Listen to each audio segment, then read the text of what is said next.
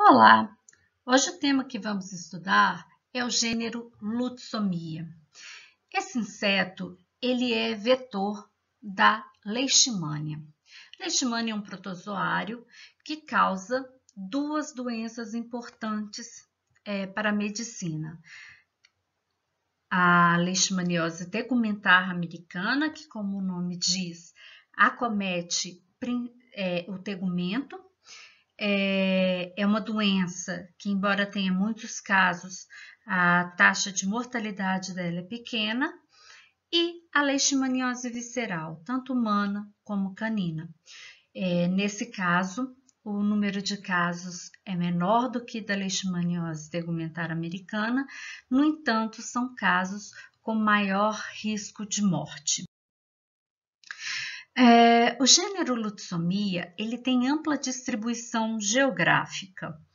Ele é um inseto bem pequeno, ele mede cerca de 2 a 4 milímetros, sendo menos comum a sua visualização por pessoas que não moram em área endêmica. Isso significa que as pessoas que moram em área onde existe a doença, principalmente a leishmaniose tegumentar americana, geralmente são pessoas que conseguem reconhecer esse inseto no meio ambiente. Mas em áreas urbanas é mais difícil esse inseto ser reconhecido pela população. Ambos os sexos necessitam de seiva para sobreviver. Ambos são fitófagos, mas apenas a fêmea pratica a hematofagia, que é realizada durante o crepúsculo matutino ou vespertino. O Lutsomia é um inseto que prefere lugares tranquilos, sombrios, úmidos, protegidos do vento, com presença de matéria orgânica. Esses espaços podem ser entre pedras, fendas, tocas de animais, ocos de árvores e um lugar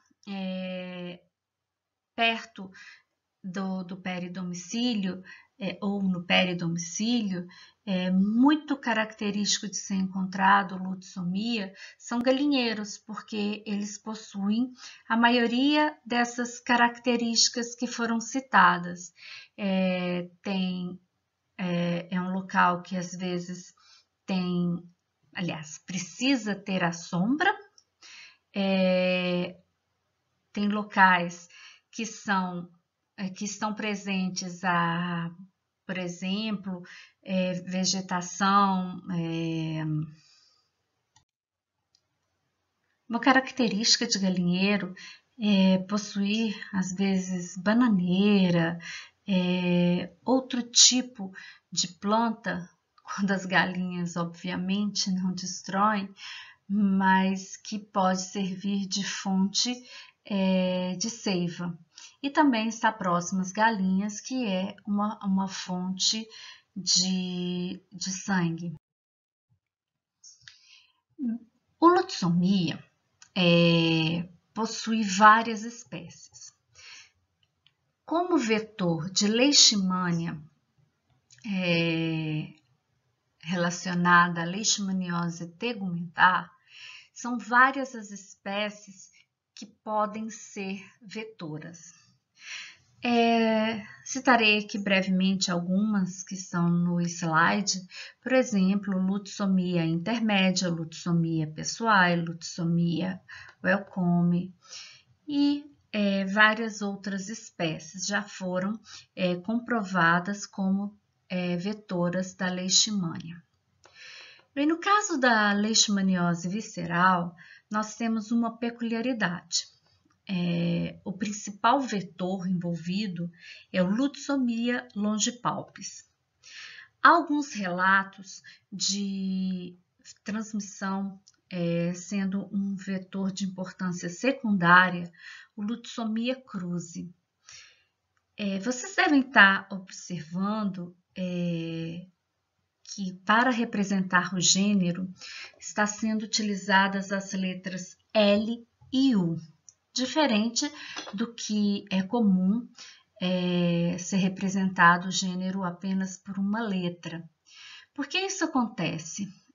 No caso de trabalhos ou de textos de livros didáticos, etc.,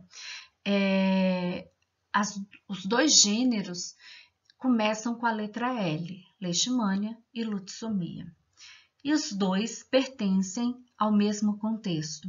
Então, para diferenciar os dois gêneros, é adotado a letra L para fazer referência ao gênero leishmania e as letras L e U para representar o gênero lutsomia. Aqui nós temos uma gravura que mostra alguns elementos, principalmente relacionados às espécies de lutsomia da leishmania tegumentar americana.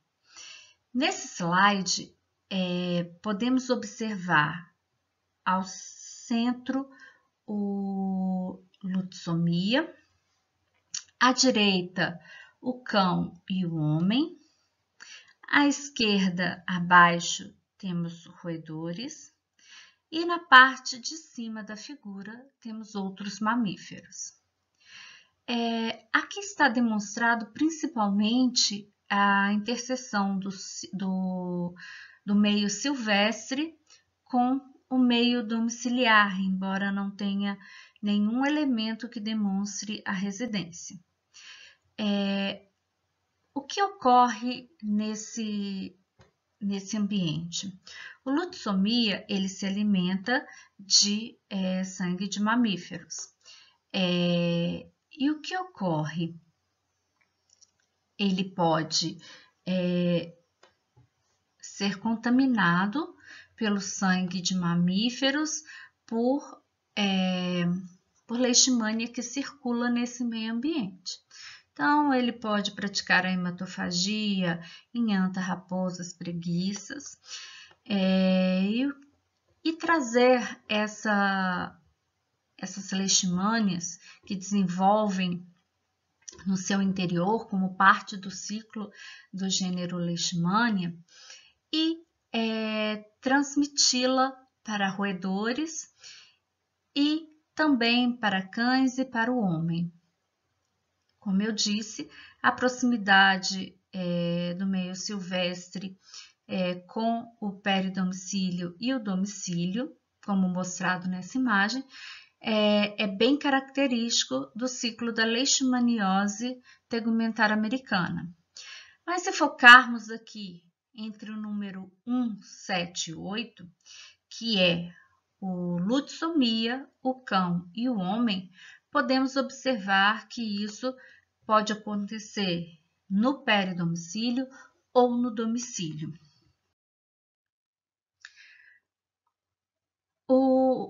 As espécies de lutsomia que causam a leishmaniose tegumentar americana são amplamente distribuídos no Brasil. Neste mapa do Ministério da Saúde, com dados de 2015, podemos observar que existem espécies transmissoras da leishmaniose tegumentar americana em praticamente todos os estados brasileiros. Algumas espécies são mais presentes em vários estados e outras relacionadas em algumas regiões. Por exemplo, Lutsomia whitmani, que está representado pela bolinha vermelha, ele está presente em vários estados brasileiros. Assim como o Lutsomia umbratilis, e também temos outros que estão mais relacionados a certas regiões. Observe a bolinha vermelha, que é o Lutsomia Welcome, ele está mais presente na região norte e nordeste do Brasil. Então, esse mapa, ele demonstra que as espécies que podem transmitir a leishmania, que causa a leishmaniose tegumentar americana, está presente em todo o território brasileiro. Quando se trata do lutsomia, causador da leishmaniose, vetor da leishmania que causa a leishmaniose visceral, nós temos uma distribuição um pouco diferente. Embora o lutsomia longipalpis tenha a característica de uma facilidade de se adaptar a vários ambientes, a região norte, a gente observa pelo mapa que a região norte e a região sul possui menos registros da presença do lutsomia longipalpis. Bom, como eu disse anteriormente, o vetor principal é o lutsomia longipalpis. Também, como citado, o lutsomia cruzi vem sendo estudado como vetor secundário. Observe no mapa que nos estados do Mato Grosso e Mato Grosso do Sul estão presentes o lutsomia cruzi. Só para entender um pouco o mapa, ele foi retirado desse trabalho da ocorrência do lutsomia longipalpis e lutsomia cruzi, onde os autores eles registraram a ocorrência do lutsomia por meio de trabalhos já publicados, por dados já publicados, assim como do lutsomia cruzi.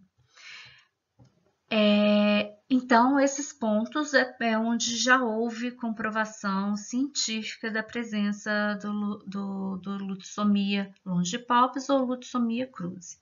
Observe que também no Mato Grosso e Mato Grosso do Sul existe a existência das duas espécies no meio ambiente, tanto o lutsomia longipalpis quanto o lutsomia cruzi.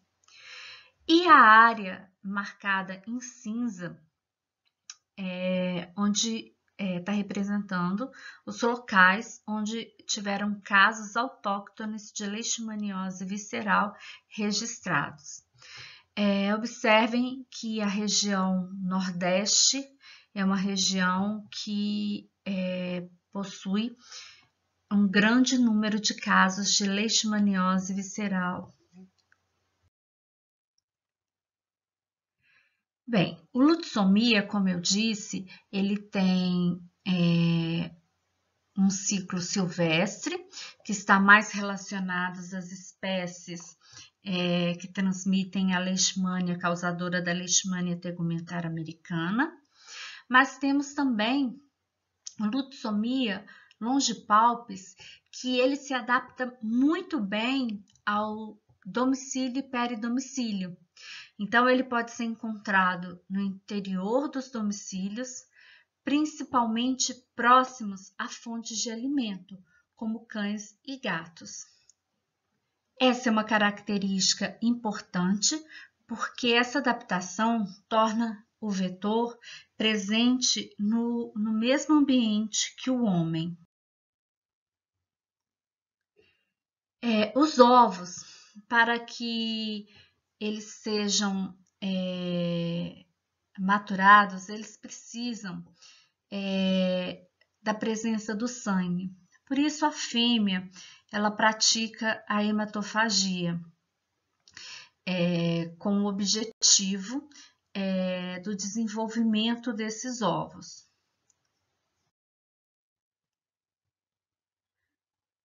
Esse inseto possui como formas evolutivas o ovo, a larva, pupa e a forma adulta. Muito importante ressaltar que as fases de ovo, larva e pupa são desenvolvidas no solo. Então, essa evolução de ovo, larva até pupa, ela está num ambiente onde tem matéria orgânica, onde há sombra, onde tem animais ou matéria orgânica, onde tem matéria orgânica no solo.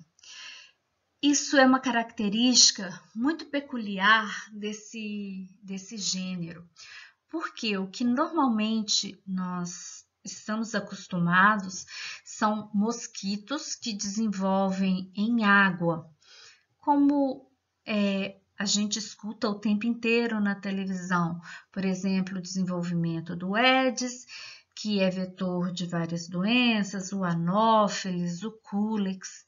Então, todos esses outros mosquitos, eles têm um desenvolvimento na água, considerando que é possível verificar acúmulo de água, principalmente no domicílio e peridomicílio, torna-se menos difícil, não vamos dizer mais fácil, mas menos difícil eliminar esses focos de desenvolvimento dos insetos, o que já não acontece no Lutzomia. O Lutzomia é difícil você identificar onde ele pode estar se desenvolvendo. Como eu disse, ele vai preferir um solo úmido no local sombreado e rico em detritos com matéria orgânica. Ele não se desenvolve em solos encharcados, mas é uma característica que é muito comum em vários ambientes, a presença de solo com matéria orgânica e ser úmido. E além de tudo, como eu disse anteriormente, ele se desenvolve, ele vive e pode desenvolver essas formas de ovo, larva e pupa em, por exemplo, fendas de árvores, o que torna muito difícil a identificação do local e a possibilidade de intervir nesse ciclo. Então, como podemos observar, todas essas características nos leva a uma conclusão sobre o controle do vetor. Primeiro, se a gente considerar aquele meio silvestre, onde o protozoário, a leishmania, ela está circulando entre hospedeiros e vetores, não há medidas para interromper esse ciclo. Seria inviável utilizar medidas como, por exemplo, uso de inseticida ou eliminação dos hospedeiros por vários motivos. É inviável, não há possibilidade ecológica de intervir dessa maneira de eliminação de hospedeiro e vetor. Mesmo que houvesse, seria muito difícil e dispendioso o uso de inseticidas, por exemplo. Ou seja, o meio silvestre é impossível se tomar medidas de controle neste ambiente. O que se pode fazer, então, é intervenção no peridomicílio e domicílio. Nós temos algumas formas que pode ser ambiental, onde pode ser utilizado inseticida tanto no domicílio e peridomicílio, sendo que quando se trata do domicílio, tem uma facilidade em aplicação, por exemplo, em paredes. Já no peridomicílio, já tem a dificuldade de intervir em todos os locais que haja sombra, matéria orgânica, umidade. Então, em questão ambiental, o uso de inseticida ele é válido no domicílio. Embora seja válido, temos que pensar na logística dessa detetização. o que acontece é que há necessidade de ter um inseticida disponível, ele ser utilizado na concentração indicada, que o inseticida não seja tóxico e não possua resistência, que o inseto não possua resistência em relação àquele inseticida, que haja uma equipe para aplicação desse inseticida. Portanto, mesmo que haja uma forma de intervenção no ambiente, principalmente domiciliar, há essa dificuldade de logística de realizar essa aplicação do inseticida. Bom, passamos então para a possibilidade do uso de mosquiteiros e de telas, tanto nas janelas e na porta. No entanto, também temos uma limitação no uso do mosquiteiro e das telas. Eles deveriam preferencialmente ser impregnados com inseticida ou repelente, o que torna essa forma de evitar que o mosquito palha invada a residência. O uso de mosquiteiro é muito interessante quando se torna um hábito da família quando há a presença de muitos insetos. Em muitas regiões do Brasil, quando a presença de insetos como vetores de doença estão presentes, é mais comum a observação desse uso de mosquiteiro. Mas o uso de tela na janela e porta já é uma medida que já é mais complicada. E a questão de ser impregnada com inseticida ou repelente é ainda mais complicado, porque se tratando de uma ação que é feita pelo indivíduo, é uma ação individual, às vezes não há meio financeiro de se utilizar inseticida ou repelente com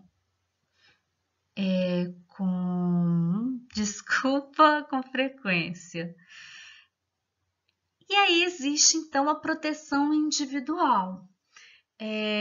Uma forma de proteção é você utilizar roupas de manga comprida, calça comprida. E aí essa medida, ela às vezes ela é adotada por comunidades que já sofrem com insetos vetores de doença. No entanto, a gente tem que pensar que nem sempre é possível estarmos de roupas de manga comprida e calça e meia. Isso, dependendo do clima, é inviável. O uso de repelentes, ele também é tido como uma forma de proteção individual. Mas essa questão, ela também é complicada, porque os repelentes, primeiro, há um gasto financeiro, né? A pessoa precisa ter condição do uso do repelente. O uso do repelente já não é muito agradável. Muitas pessoas não têm o hábito por ser uma substância não muito agradável para aplicação na pele. Esse repelente ele não pode ser utilizado durante todo o tempo, porque existe limite de uso do produto na pele. E então, o que seria mais importante e o que é adotado nessas comunidades onde a transmissão da leishmania ela é bem conhecida, é você evitar o hábito de não frequentar locais de concentração do inseto, que é durante o crepúsculo, tanto vespertino como matutino. Traduzindo, Podemos citar o exemplo de galinheiro. Como eu disse, em áreas endêmicas, a população conhece muito bem essas características do inseto, sabem identificar, sabem que ele é o causador da leishmania, principalmente eu estou dizendo da leishmaniose tegumentar americana. Então, as pessoas elas já têm o hábito de não frequentar esses locais, por exemplo, como eu estava citando o galinheiro, durante o início da manhã e o final da tarde. Só que nem sempre isso é possível. Em casos de leishmaniose visceral em áreas urbanas, pode ser citado medidas propostas, como você não passear com o cachorro nos períodos, como eu disse, do crepúsculo matinal ou vespertino, para evitar o contato com o vetor nos seus horários de maior prática da hematofagia. Como pode-se notar, o controle do vetor ele é muito difícil, porque é complicado você intervir no ambiente, uso no ambiente domiciliar, também existem várias características que dificultam o uso dessas medidas que podem ser tomadas, e a proteção individual também ela é muito difícil. Então, temos um vetor cujo controle é difícil e também cuja a forma de contato entre o homem e o vetor também é difícil de ser interrompida. E contamos ainda com a presença de reservatórios, por exemplo, nos domicílios, como o cão.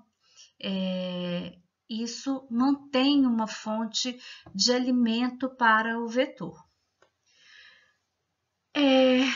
Então, como podemos observar, o Lutzomia é um inseto que é o vetor da leishmania, que causam duas doenças diferentes, que tem características bem peculiares, diferentes daquelas dos outros vetores que a gente conhece de doenças, e isso dificulta muito o seu controle ambiental, no que se diz respeito a meio silvestre, peridomicílio e domicílio, e também em proteção individual.